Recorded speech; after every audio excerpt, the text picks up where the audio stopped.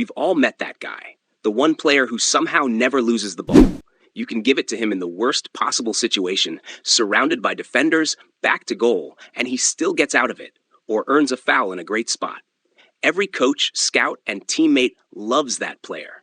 They trust him, and trust leads to more passes, more involvement, and more impact.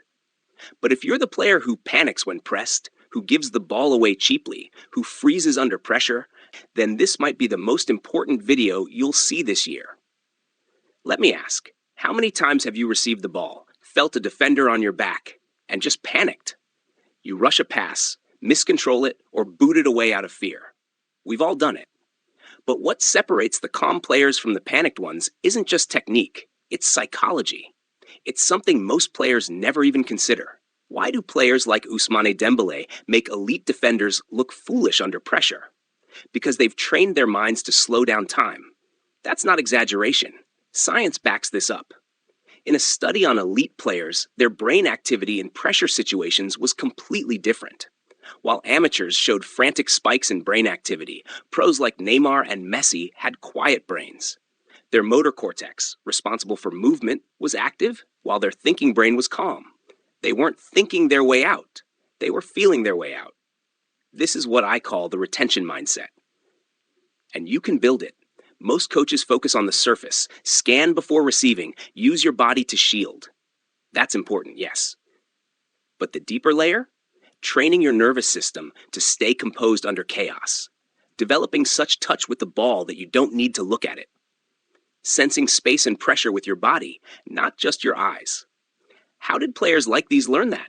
Hundreds of hours in tight spaces, playing in areas barely bigger than a room, feeling the game, not analyzing it. Your body is capable of sensing pressure before your eyes do, through sound, movement, peripheral vision, but only if you train it. And that starts with training proprioception, your body's internal GPS. There are 4 types. 1, position, where your limbs are in space. 2, movement, direction and speed. 3, force, how much tension your muscles produce. 4, heaviness, judging the ball's weight during contact. These systems work unconsciously, but can be trained. Start barefoot.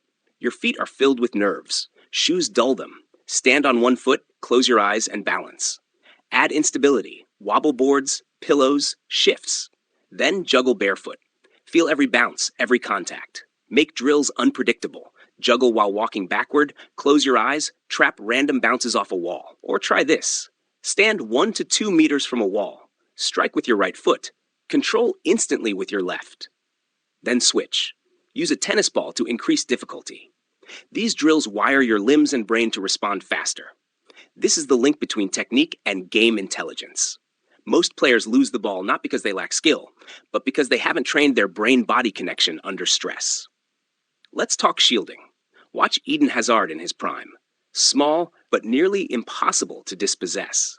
Why? He understood the biomechanics of protection. He'd position his leg and body between the ball and defender, a move I call the scissors trap. The defender has no clean option, foul or back off. Lowering your center of gravity matters. Think of a pyramid, wide base, harder to knock over. Bend your knees, stay compact, become spring-loaded. That's active shielding, not just blocking the defender, but limiting their options while staying ready to attack. Use your hips, legs, and butt to create barriers. Use your arms for balance, not to push, but to resist and redirect pressure. Watch old Ronaldo clips, how he absorbed pressure, never pushed, but still kept control. Don't be static. Look at players like Busquets or Verratti. The ball is always moving. Tiny touches, constant motion. It keeps defenders guessing and off rhythm. Start with slow dribbling while keeping your head up. Then level up. Dribble a tennis ball around the house without looking. This sharpens true close control and forces foot sensitivity. Also, learn to dive smart. If you go down, collect the ball with your hands to stop play. Often, the ref will give you the foul. If not, at least you've delayed the opponent's counter. Now let's talk scanning. Average players scan when they get the ball. Elite players scan before, during, and after receiving. Start by identifying the 3 nearest teammates and opponents. Before the ball reaches you, use peripheral vision and sound to update your awareness. Predictive scanning is the next level, reading where players are going, not just where they are. Angle of approach, body positioning. It tells you how they'll tackle before they tackle. You learn this not in drills, but in chaos. Pickup games, 1v1s, small-sided matches. That's where instincts are built. And now the most overlooked factor, your mindset.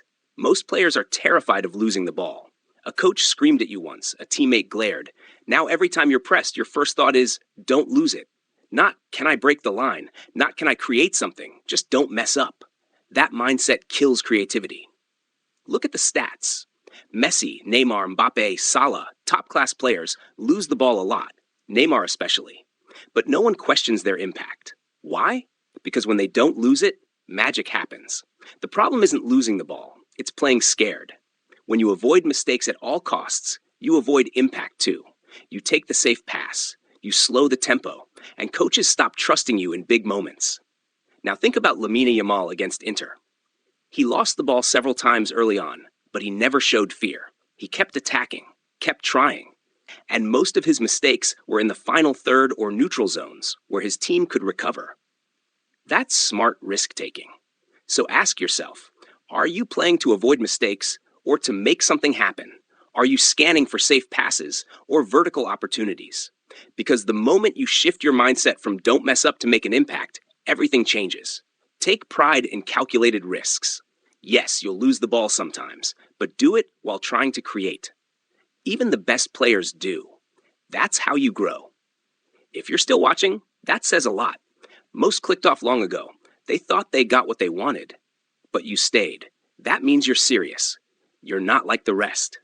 So, if you're ready to take your game to the next level, subscribe to 10-1 Highlights. Share this with that teammate or friend of yours who wants to improve.